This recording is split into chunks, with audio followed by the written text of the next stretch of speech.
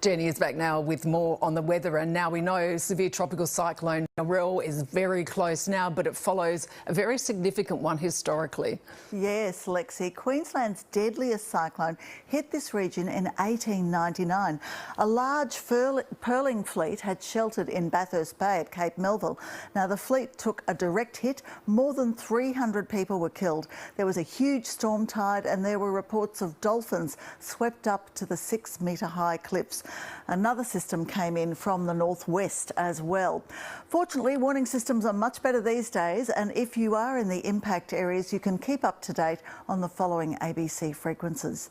And a reminder, Narelle is expected to cross the coast at 7 a.m, about 2 hours before the high tide.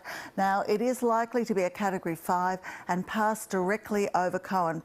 Winds are starting to pick up on the southern side. They're spiralling down in a band. Already we've seen a gust of 80 kilometres an hour at Low Isles, that's near Cairns, and during the cyclone, gusts of over 300 kilometres an hour are possible. Temperatures today close to or a little below average. Applethorpe the coolest this morning on 15, a top of 36 at Windora. Brisbane range from 21 to 25, it was 27 to the west, 29 for Gatton. Onto the chart, and away from the north we've got the inland trough, and there's also a little coastal trough developing. Together with some upper systems, there'll be scattered showers, especially about the southeast corner. On to forecast now, and checking those capitals first. Mostly sunny for Perth and Hobart, a mild 23 degrees there, a storm for Canberra with 25. Back home, and of course all eyes on the north as severe tropical cyclone Narelle punches its way towards the coastline.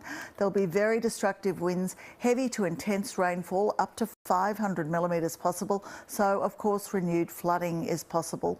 Across the interior, dry and sunny over the far west, partly cloudy elsewhere.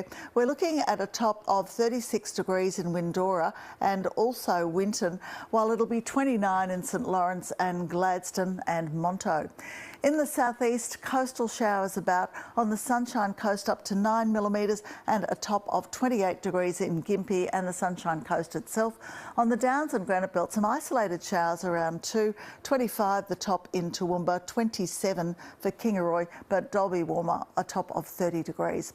In Brisbane, up to 7 millimetres possible. We've got a top of 19 to 28 in the city, 29 for Gatton, but generally cooler in Caboolture, 27 there.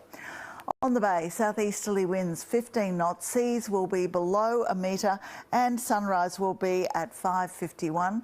And looking ahead, showers on the way, but it will be heating up through the week. But of course, for now, the focus remains in the far north. So Lexy, my advice to everyone is to stay safe and to keep an eye out on all those warnings. Absolutely. Thanks so much, Jenny. And of course, we have a live blog on abc.net.au.